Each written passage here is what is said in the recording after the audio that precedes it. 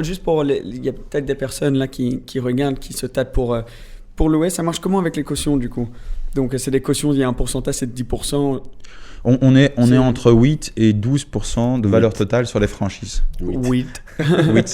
C'est belge. J'adore la Belgique, mais c'est incroyable. Comment on doit dire? Nous on dit 8 ou 8, mais ils disent 8. Ok, d'accord. Moi, j'entends pas la différence, désolé.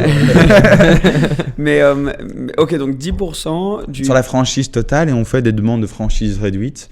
Parce que déjà 10% d'une pista, par exemple, ça représente quand même une grosse somme. Ouais. Donc une pista, on va être sur 15 000 €. On va commencer avec des cautions à déposer entre 2 500 et 3 000, et puis on va finir vers les 15 000 - 20 000.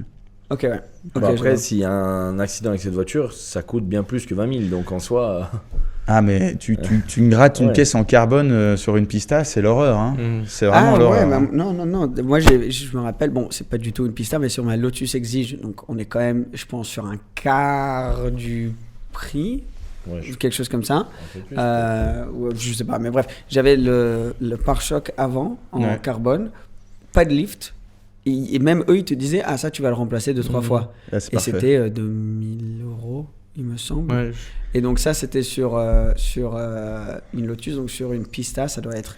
Ah, mais pour te donner une idée, sur la GT4, c'est en plastique et ça coûte 300 €. Ouais. Sur la pista, il y a déjà 2 ailettes sur les côtés qui sont en carbone. Oui. Je parle même pas du pare-choc ou du diffuseur, c'est vraiment les petites ailettes. On a téléphoné la dernière fois. C'est 2 700 € hors TVA, hors placement. Ouais. Donc là, c'est un truc x2 plus le diffuseur, etc. Donc je pense que si tu abîmes le pare-choc, tu peux vite être à 15, 20 000. Tu me dis si je me trompe. C'est ça. Et puis à mon avis, tu la remplaces pas le lendemain, quoi. Hein. Ouais. Et est-ce qu'il y a une voiture parmi ta flotte, je sais qu'elle se loue toutes bien, mais il y en a une où tu te dis, là c'est vraiment, on a tellement de demandes pour cette caisse. Ça peut être étonnant, mais je dirais l'Huracan, elle a été louée et elle est tout le temps réservée. Ouais, mais ça, c'est une voiture super. Là, on a fait un tournage et le gars qui était au tournage avec moi, il m'a direct dit, ah ouais, je me tâte d'acheter une Huracan, tu sais pas où je pourrais en louer une par hasard. Voilà. Juste là. Ouais, je sais exactement où tu pourrais m'en louer une, je t'envoie son numéro là maintenant. Ah non, mais l'Huracan, c'est vraiment dingue. Ça se loue tout le temps. C'est une super voiture. C'est une super voiture. Et même à la conduite, enfin, je l'ai conduite. Elle correspond à beaucoup de besoins aussi. Elle est plus polyvalente qu'une pista. Puis, niveau rapport qualité-prix, tu as quelque chose, parce que c'est un petit peu en adéquation avec l'acquisition. Oui. Si c'est pas si cher à acheter, je vais pas le mettre si cher à louer.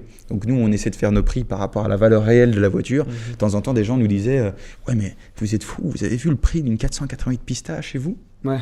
Ouais, mais c'est une 488 Pista. Ouais. Oui, ça coûte. Nous, on a regardé hier soir. Ouais, on a regardé, parce que j'ai quand même regardé. Tu vois, après l'avoir essayé, je me suis regardé voir si c'était accessible. Bon, il faut que je travaille beaucoup. Mais ça va prendre 15 ans, mais je pourrais peut-être l'avoir. Mais c'était entre la première était à 365 000.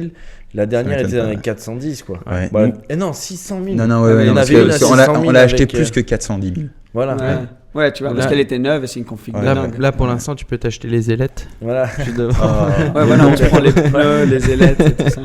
Petit à petit, on prend le pare-choc en next et après on construit la voiture par nous-mêmes. Comme les Lego, là. Ou tu fais comme ce qu'on a fait hier et tu profites une journée avec, 2 journées avec. Voilà. Mais je pense l'idéal dans la location, c'est pas une journée ou 2 journées. Okay. Moi, je trouve que vraiment pour profiter, tu peux un bon week-end de 3 jours, c'est chouette. Hein, tu prévois quelque chose, etc. Mais maintenant, une location de 10 jours, une semaine, 10 jours, ça c'est vraiment parfait. Et c'est là où les prix pour moi sont les plus intéressants.